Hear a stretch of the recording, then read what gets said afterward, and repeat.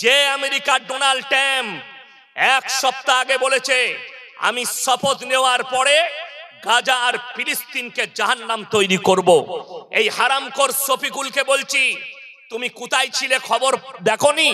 চোখে অন্ধ। আসল কথা হচ্ছে ওর কমেন্ট গুলো দেখবেন, ওর চ্যানেলে শফিকুলের আরামবাগ টিভির চ্যানেলে যতজন কমেন্ট করেছে সব গোবরখোর আর মুতখোর।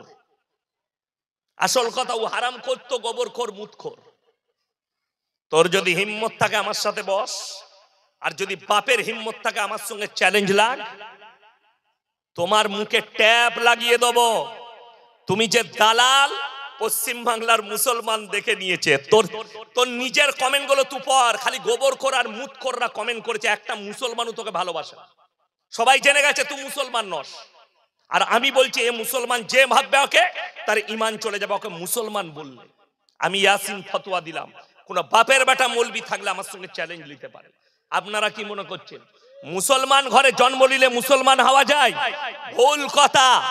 গরুর মাংস খেলে যদি মুসলমান হওয়া যেত তাহলে সব থেকে বড় মুসলমান ঋষি কাপুর হতো, যে বলেছে আমি প্রত্যেকদিন ডিনারে গরুর মাংস খাই। কত অমুসলিম ভাই গরুর মাংস খায়, খায় না? খায় না? কতজন খাচ্ছে? প্রকাশ্যে বলছে মিডিয়ার সামনে। আরে আমরা তো দূরের কথা, এই দেখবেন একজন আফজাল বলে একটা উকিল আছে, শুনেননি? হাইকোর্টের উকিল। সে কদিন আগে আমার বিরুদ্ধেও বলেছিল, যাই হোক, তারপরে দেখছি আমাকে বলে না কেন। আমি বলেছিলাম এর মেন্টালি প্রোগ্রাম আছে, একে রাঁচিতে পরীক্ষা করা দরকার। তারপরে দেখলাম না, ইয়ার ব্রেন ঠিক আছে, সে একটা সত্য প্রকাশ করেছে। এক বাটি নয়, দু বাটি নয়, 3 বাটি গোশ খেয়েছে। কার বাড়িতে? পশ্চিম মেদিনীপুরে অমুকের বাড়িতে, নামটাও করে দিয়েছে, শাহাবুদ্দিন না কি নাম। আমার কালকেই পশ্চিম মেদিনীপুরে জলসা আছে টাউনে, রেডি হলে দেখা কর ওখানে। কালকে যাব আমি মেদিনীপুরে। এর পরেও অপরাধী আমরা, বড় কষ্ট লাগে। শুনেলেন? তাহলে কি ও সব থেকে বড় মুসলমান? কে বলল আপনাকে? মাথা ঠুকার নাম ঈমান নয়, এটা মাথায় রাখবেন। মাথা সবাই ঠুকে। বর্ষাকালে দেখবেন মাঠে যখন পানি জমে আর চাষাবাদ হয়, বক দেখবেন মাথা ঠুকে, ঠুকে না? ঠুকে না?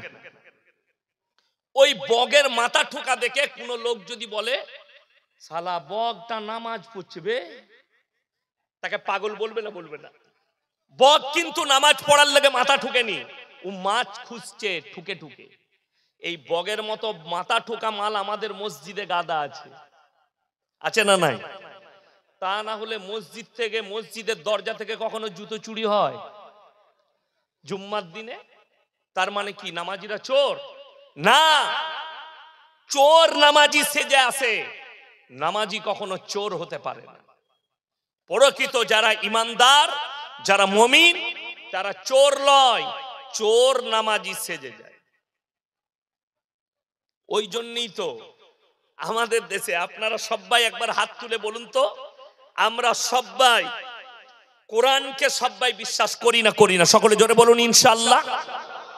আল্লাহু আকবার। সবাই হাত তুলেছে।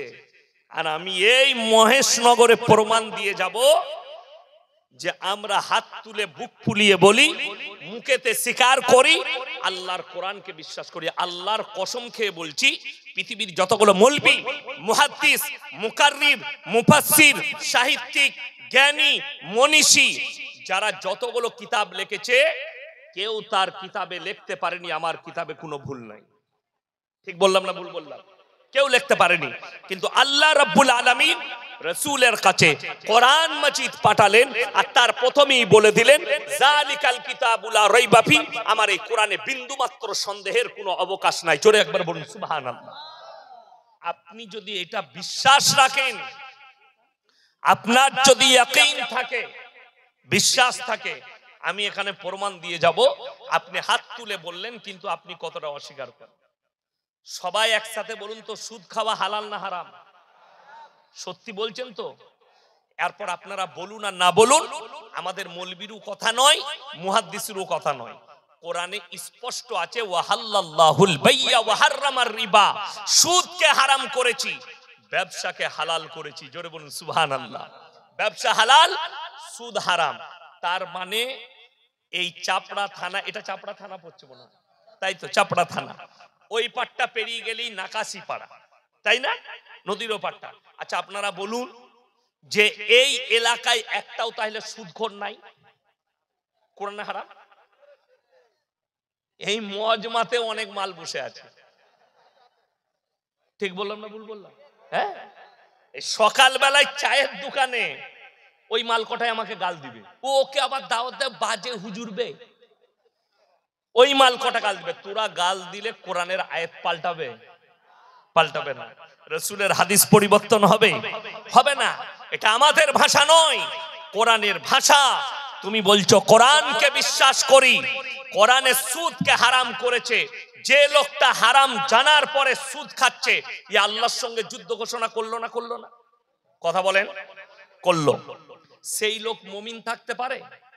শুনেলেন রাসূলের হাদিস, 1 টাকা যদি কেউ সুদ খায়, সব থেকে নিম্ন স্তরের পাপ হচ্ছে নিজের মায়ের সঙ্গে 36 বার জিনা করার সমান।